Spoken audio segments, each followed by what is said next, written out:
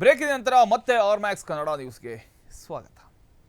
ಇನ್ನು ಮೆಟ್ರೋ ದರ ಬೆನ್ನಲ್ಲೇ ಜನರಿಗೆ ಮತ್ತೊಂದು ಶಾಕ್ ಎದುರಾಗಿದೆ. ರಾಜ್ಯದಲ್ಲಿ ವಿದ್ಯುತ್ ದರ ಏರಿಕೆ ಆಗ್ತಕ್ಕಂಥ ಎಲ್ಲಾ ಸಾಧ್ಯತೆಗಳು ಕಂಡು ಬರ್ತಾ ಇದೆ. ಈಗ ಮೆಟ್ರೋ ದರ ಆಯಿತು, ಇದರ ಬೆನ್ನಲ್ಲೇ ಜನರಿಗೆ ಮತ್ತೊಂದು ಶಾಕ್ ಎದುರಾಗ್ತಾ ಇದೆ. ರಾಜ್ಯದಲ್ಲಿ ವಿದ್ಯುತ್ ದರ ಏರಿಕೆ ಆಗ್ತಕ್ಕಂಥ ಸಾಧ್ಯತೆಗಳು ಕಂಡು ಬರ್ತಾ ಇದೆ. ಎಸ್ಕಾಂಗಳ ನಷ್ಟ ಸರಿದೂಗಿಸೋಕೆ ದರ ಏರಿಕೆಗೆ ಈಗ ಚಿಂತನೆಯನ್ನ ಮಾಡಿಕೊಳ್ಳಲಾಗಿದೆ. ಆದಾಯ ಕೊರತೆಯಿಂದ ಕರೆಂಟ್ ಬಿಲ್ ಹೆಚ್ಚಿಸೋದಕ್ಕೆ ಪಟ್ಟು ಹಿಡಿದಿದ್ದಾರೆ. ಏಪ್ರಿಲ್ 1ರಿಂದ ವಿದ್ಯುತ್ ದರ ಏರಿಸತಕ್ಕಂಥ ಸಾಧ್ಯತೆಗಳು ಇದೆ. ಎಸ್ಕಾಂಗಳಿಂದ ವಿದ್ಯುತ್ ದರ ಏರಿಸುವಂತೆ ಒತ್ತಾಯ ಕೇಳಬಂದಿದೆ. ಈಗ ಮೆಟ್ರೋ ದರ ವಿಚಾರವಾಗಿ ಜನ ಆಕ್ರೋಶ ವ್ಯಕ್ತಪಡಿಸ್ತಾ ಇದ್ದಾರೆ. ಅದರ ಬೆನ್ನಲ್ಲೇ ಈಗ ಮತ್ತೊಂದು ಶಾಕ್ ಅಂತಲೇ ಹೇಳ್ಬೋದು. ಇದು ವಿದ್ಯುತ್ ದರ ಏರಿಕೆ ಆಗ್ತಕ್ಕಂಥ ಸಾಧ್ಯತೆ ಇದೆ. ಎಸ್ಕಾಂಗಳ ಏನು ನಷ್ಟ ಇದೆ, ಆ ನಷ್ಟವನ್ನು ಸರಿದೂಗಿಸೋದಕ್ಕೆ ಈ ರೀತಿಯ ದರವನ್ನು ಏರಿಕೆ ಮಾಡಲಾಗಿದೆ. ಅಂದರೆ ಏರಿಕೆ ಮಾಡೋದಕ್ಕೆ ಮುಂದಾಗಿದ್ದಾರೆ ಅಂತ. ಆದಾಯ ಕೊರತೆಯಿಂದ ಕರೆಂಟ್ ಬಿಲ್ ಹೆಚ್ಚಿಸೋದಕ್ಕೆ ಒಂದು ಕಡೆ ಪಟ್ಟು ಹಿಡಿದಿದ್ದಾರೆ.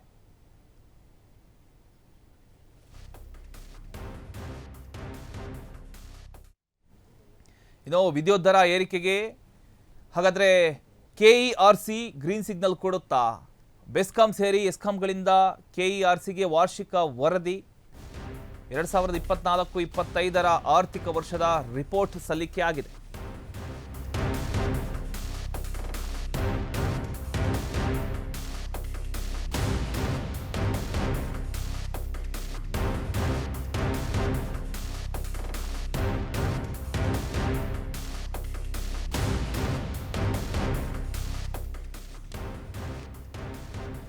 ವಿದ್ಯುತ್ ದರ ಏರಿಕೆಗೆ ಹಾಗಾದರೆ ಗ್ರೀನ್ ಸಿಗ್ನಲ್ ಕೊಡುತ್ತಾ KERC ಅಂದರೆ ಕರ್ನಾಟಕ ವಿದ್ಯುತ್ ನಿಯಂತ್ರಣ ಆಯೋಗ ಅವಕಾಶ ಕೊಡುತ್ತಾ ಅನ್ನೋದು ಈಗ ಪ್ರಶ್ನೆ. ಬೆಸ್ಕಾಂ ಸೇರಿ ಎಸ್ಕಾಂಗಳಿಂದ KERCಗೆ ವಾರ್ಷಿಕ ವರದಿ ಸಲ್ಲಿಕೆಯಾಗಿದೆ. 2024-25 ಆರ್ಥಿಕ ವರ್ಷದ ರಿಪೋರ್ಟ್ ಸಲ್ಲಿಕೆಯಾಗಿರ್ತಕ್ಕಂಥದ್ದು. ಕಾರ್ಯನಿರ್ವಹಣಾ ವರದಿ ಸಲ್ಲಿಕೆ ಮಾಡಿರ್ತಕ್ಕಂಥ ಎಸ್ಕಾಂಗಳು ಅಂದಾಜು 4,500 ಕೋಟಿ ನಷ್ಟ ಆಗಿದೆ ಅನ್ನೋದ್ರ ಬಗ್ಗೆ ಮಾಹಿತಿ ನೀಡಲಾಗಿದೆ. ಎಸ್ಕಾಂ ನಷ್ಟ ಸರಿದೂಗಿಸೋಕೆ ಹೆಚ್ಚುವರಿ ದರ ಏರಿಕೆಗೆ ಚಿಂತನೆಯನ್ನ ಮಾಡ್ಕೊಂಡಿದ್ದಾರಂತೆ.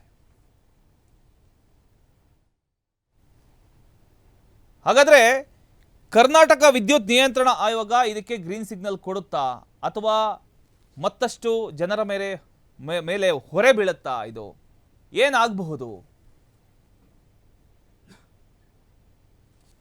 ದರ ಏರಿಕೆ ಮಾಡೋದಕ್ಕೆ ಶುರು ಮಾಡಿದರೆ ಎಲ್ಲ ಒಂದೇ ಸಲ ಬರುತ್ತೆ. ಈಗ ಮೆಟ್ರೋ ದರ, ಅದರಲ್ಲೇ ಕಂಗಾಲಾಗ್ಬಿಟ್ಟಿದ್ದಾರೆ ಜನ. ಇದೀಗ ವಿದ್ಯುತ್ ದರ ಏರಿಕೆ ಆದರೆ ಜನ ಏನು ಮಾಡಬೇಕು? ಮತ್ತೆ ಬೀದಿಗೆ ಬರ್ತಾರೆ, ಹೋರಾಡ್ತಾರೆ, ಅಲ್ಲಿ ಮಾತುಕತೆ ನಡೆಯುತ್ತೆ. ಇದಕ್ಕಿಂತ ಮುಂಚಿತವಾಗಿ ಗ್ರೀನ್ ಸಿಗ್ನಲ್ ಕೊಡೋದಕ್ಕಿಂತ ಮುಂಚೆ KERC ಇದರ ಬಗ್ಗೆ ಯೋಚನೆ ಮಾಡಬೇಕಾಗತ್ತೆ. ಆರ್ ಮ್ಯಾಕ್ಸ್ ಕನ್ನಡ ನ್ಯೂಸ್, ಜನಹಿತಕ್ಕಾಗಿ.